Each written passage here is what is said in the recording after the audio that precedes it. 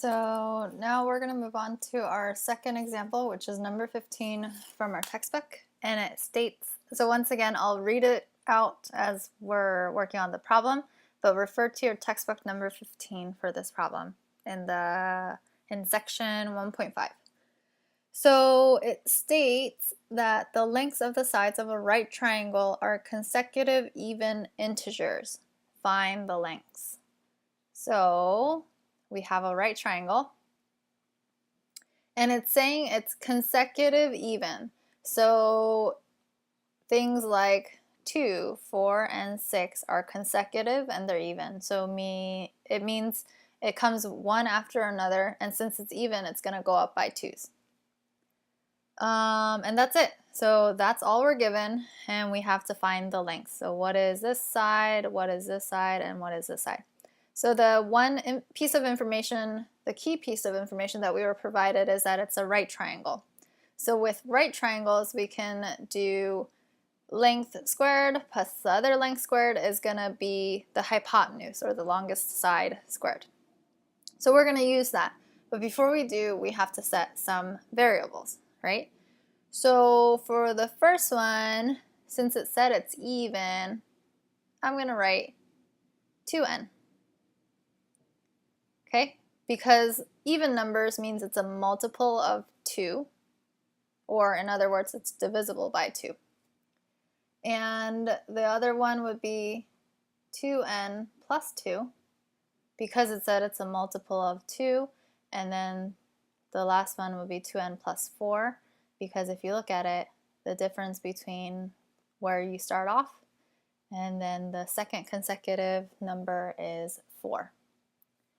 So now I have everything that I need. So one side squared plus the other side squared is equal to my hypotenuse squared.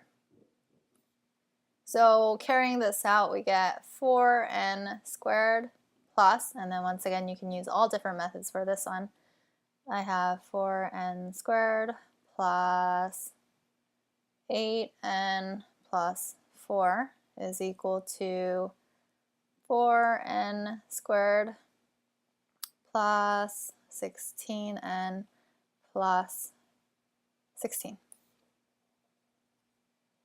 And then combine like terms, so I get 8n squared plus 8n plus 4 is equal to 4n squared plus 16n plus 16.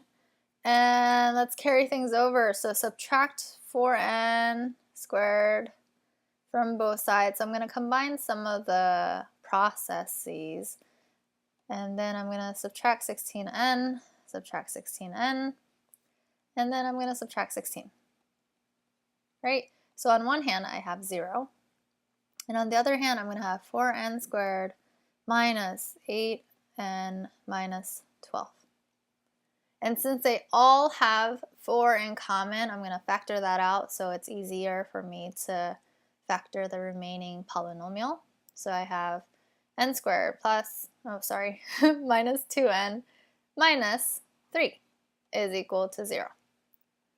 And then I can factor this a bit easier. So it's 4, and this will take some practice to do. But this one, the only factors of 3 is 1 and 3.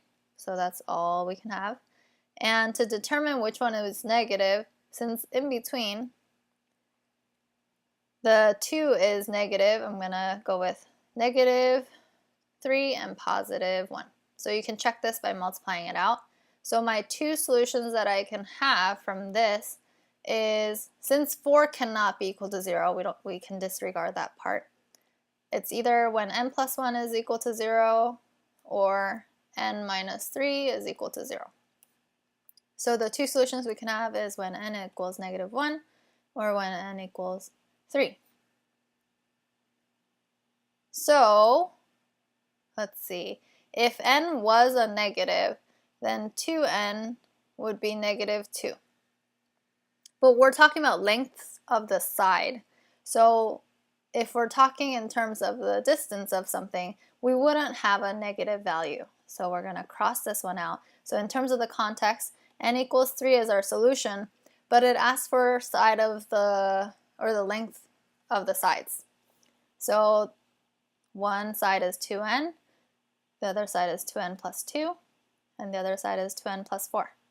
And for n, we're going to plug in 3, so 2 times 3 will give me 6, and then 6 plus 2 is 8, and then 6 plus 4 is 10. So our triangle is going to have lengths of 6, 8, and 10. And you can check that by plugging it back in to Pythagorean theorem and making sure that it works out. Okay.